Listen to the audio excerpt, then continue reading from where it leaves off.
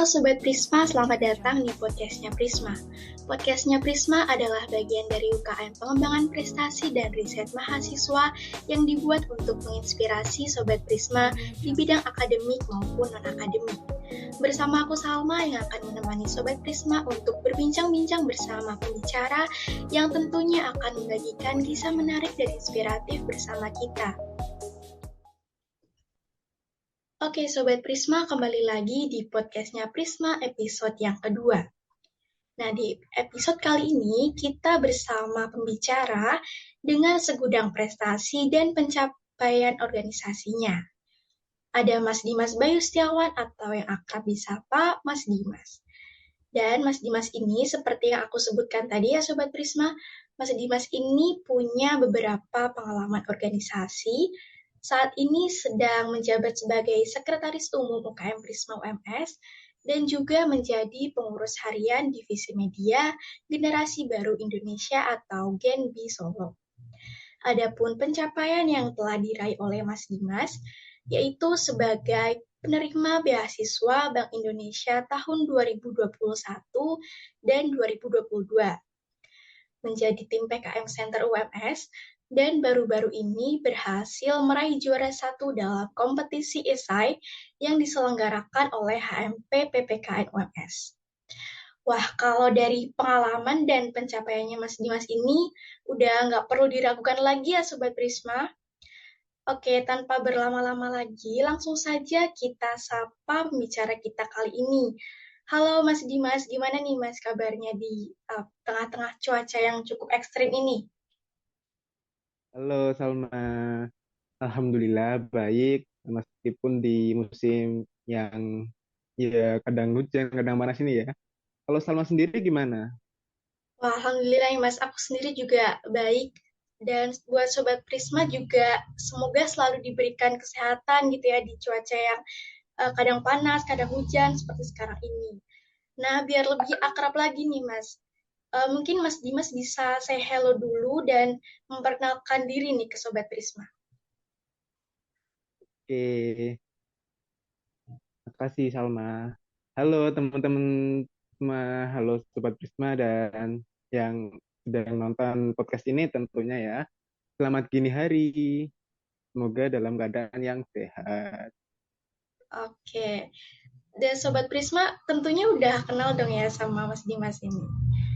Oke, jadi Mas Dimas kali ini kita akan berbincang-bincang santai terkait topik yang kayaknya relate gitu ya sama permasalahan yang sering kali dialami oleh mahasiswa, yaitu terkait manajemen finansial. Nah, jadi kan mahasiswa ini rata-rata pemasukannya tuh masih bergantung sama orang tua. Jadi kan di perantauan itu tentunya juga harus pintar-pintar mengatur keuangan biar bisa memenuhi kebutuhan dalam satu bulan atau satu minggu gitu. Nah, tapi sebelum kita lanjut ke pembahasan yang lebih spesifik lagi nih, Mas. Jadi apa sih sebenarnya manajemen finansial itu? Oke, baik. Sebelumnya disclaimer dulu ya. Ini mungkin lebih ke pengalamanku sebagai mahasiswa, anak rantau gitu ya, anak kos gitu ya. Bukan ahli di bidangnya gitu ya, teman-teman. Baik. Hmm, Manajemen finansial ya. Kita coba bedah dulu. Manajemen dan juga finansial. Di mana manajemen kan mengelola dan finansial adalah keuangan. Nah, dari kurang lebih nanti adalah tata cara mengelola keuangan sebagai mahasiswa gitu, teman-teman. Bagaimana cara manage pengeluaran dan pemasukan harus seimbang gitu. Oke, Mas Dimas kan bilang gimana caranya memanage gitu ya. Nah, kalau dari Mas Dimas sendiri, ada nggak sih metode pengelolaan uang yang baik itu seperti apa? Oke, sama untuk metode sendiri, kalau dari aku ya, dari aku tuh menentukan sendiri sih antara kebutuhan dan juga keinginan gitu. Dan agar nanti nggak over apa ya pengeluaran gitu agar pemasukan dan juga pengeluarannya tetap seimbang. Nah, untuk kebutuhan dan keinginan tadi kan ada kebutuhan sendiri, yang kebutuhan pokok ya ada sandang, pangan, gitu, papan. Nah, dari teman-teman tuh harus udah manage mana yang pokok dan mana yang keinginan gitu. Ada yang mungkin yang merantau itu ada kos ya. Jadi udah di budgetnya udah ditentukan dulu untuk papan, terus makan sehari-hari gitu. Gitu. Terus selanjutnya ada keinginan. Keinginan tuh sesuatu yang diinginkan nggak dibutuhkan. Gimana ya? Nggak perlu ya. Sebenarnya nggak penting gitu ya. Cuman memenuhi hasrat aja dari teman-teman gitu. Jadi pintar-pintar manajemen antara keinginan dan juga kebutuhan begitu. Untuk metode sebagai mahasiswa itu yang mungkin pemasukannya sendiri masih mengandalkan orang tua ya. Oke, berarti kan harus tahu dulu gitu ya, Mas, mana yang menjadi kebutuhan, mana yang menjadi keinginan. Nah, tapi itu kan kadang mahasiswa kayak nggak konsisten gitu ya. Dan seringkali kayak FOMO dan ikut-ikutan temen mau nongkrong, ikut, temen beli apa, ikut. Nah, itu eh, ada nggak sih, Mas, apa kayak kesalahan-kesalahan yang dilakukan oleh mahasiswa terkait dengan pengelolaan uang?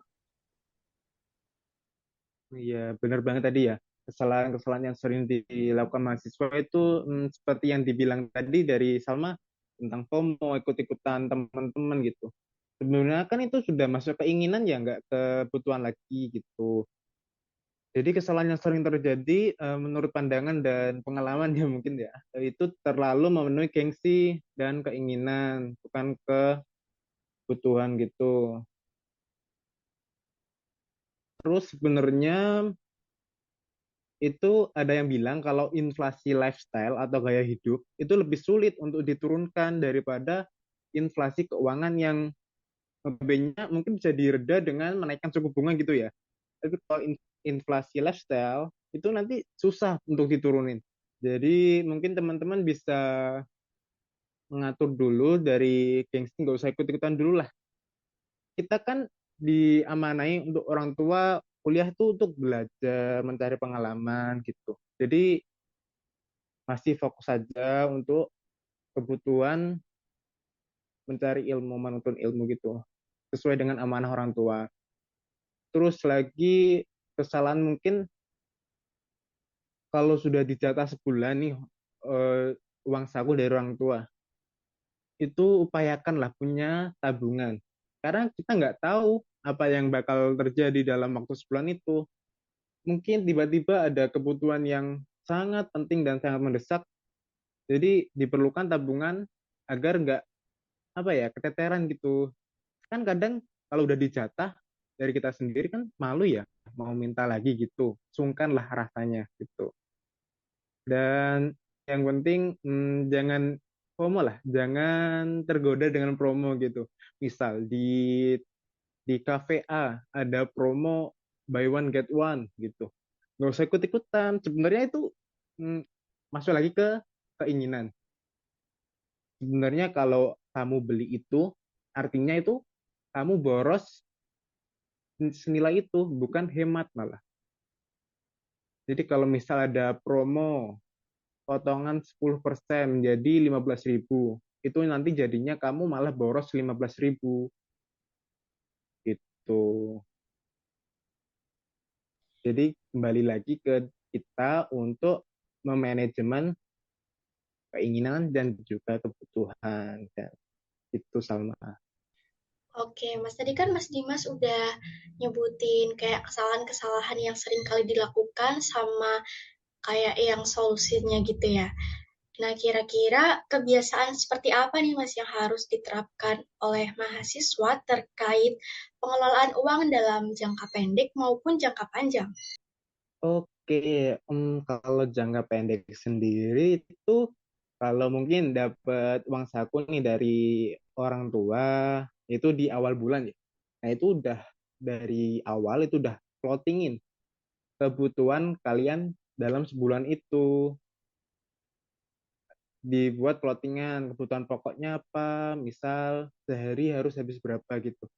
Jangan sampai over dari plotting itu, nanti malah hasilnya malah pengeluarannya lebih besar dari pemasukan dong gitu. Terus jangan boros, eh, upayakan hemat ya kalau memang kita anak kos gitu. Jangan malu, jangan gengsi gitu.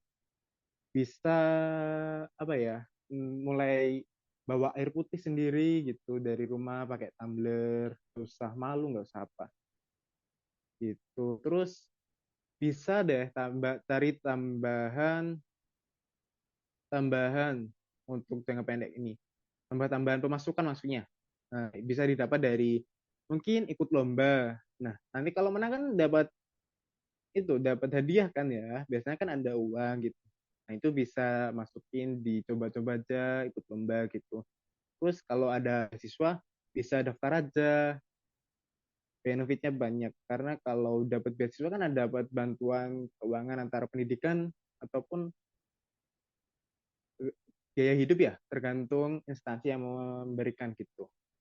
Terus mungkin kalau teman-teman ya, kalau punya waktu yang luang, misal semester atas lah ya, nggak tiap hari yang kuliah gitu. Ada waktu beberapa yang luang. Bisa ikut part time, volunteer gitu. Karena kadang ada apa ya? Ada kayak benefit berupa gaji gitu, insentif gitu. Terus untuk jangka panjangnya yaitu mungkin bisa menabung dan investasi gitu. Jadi dari awal tadi kan udah di plotting, dikasih budget untuk nabung dan investasi. Gimana untuk manajemen keuangan kalau semisal ada dana darurat gitu. Jadi usahakan udah punya tabungan biar nggak apa ya istilahnya keteteran kalau misal ada sesuatu yang penting dan mendesak begitu. Jadi pemasukannya udah dibagi-bagi antara kebutuhan, menabung, dan juga mungkin self reward gitu ya teman-teman biar gak yang melulu apa ya kebutuhan aja gitu nggak ada self rewardnya bisa satu dua kali lah jangan sering-sering intinya gitu. Wah, menarik nih Mas yang kayak mahasiswa kan memang kadang butuh uang tambahan itu juga bisa diterapkan nih Sobat Prisma. Kalau ada waktu luang bisa part time atau ikut lomba gitu kan pasti hadiahnya juga itu ya lumayan ya Mas ya. Mungkin selanjutnya nih Mas terakhir dari Sobat Prisma nih ada yang penasaran nih Mas gimana sih tips mengatur keuangan ala Mas Dimas? Oke, bagaimana ya tips mengatur keuangan aku ya? Kalau ala aku sendiri lebih menekankan ke budget tadi. Saat ada pemasukan sudah dibagi antara kebutuhan dan juga keinginan dan tabungan gitu. Terus jangan lupa dari teman-teman itu mencatat semua pengeluaran gitu. Karena kalau tanpa disadari nanti kalau nggak dicatat tiba-tiba ada yang apa ya membengkak nih, nggak tahu di mana asalnya pembengkakan itu. Kalau dicatat kan ada catatan list gitu. Nanti dari teman-teman bisa melihat, oh pengeluaran ini yang paling besar harus ditekan gitu. Terus jangan lupa siapin dana darurat itu dan pentingnya mempentingkan kebutuhan bukan keinginan gitu. Jadi jangan nggak usah gengsi, nggak usah FOMO gitu. Pentingin aja kalau kalian tuh masih mahasiswa gitu yang pendapat apa pemasukannya itu masih notabene mengandalkan dari orang tua. Jadi ikuti amanah dari awal yang disuruh orang tua itu untuk belajar bukan untuk yang apa ya mengikuti gaya hidupmu gitu. Terus jangan lupa dari teman-teman cari promo gitu ya, anak promo hunting gitu. Jadi kalau ada misal belanja bulanan dari mahasiswa, khususnya yang pas kan sering ya belanja bulanan gitu. Carilah promo-promo gitu, yang potongan, diskon gitu. Tapi kembali lagi ini promonya yang kebutuhan ya, bukan keinginan begitu sama. Dan dari aku tadi yang ikut lomba, jangan yang pasif aja. Gunakan waktunya untuk ikut lomba karena benefitnya sendiri kan bisa menambah pengalaman. Di samping itu bonusnya kalau menang ya dapat hadiah itu tadi. Itu Salma. Oke, ya ternyata mengelola uang untuk mahasiswa ini benar-benar sesuatu yang eh, sangat dibutuhkan gitu ya, Mas. Soalnya kan itu ya terbatas gitu. Kalau misalkan pemasukan sebulan sekian, itu benar-benar harus dikelola dengan baik.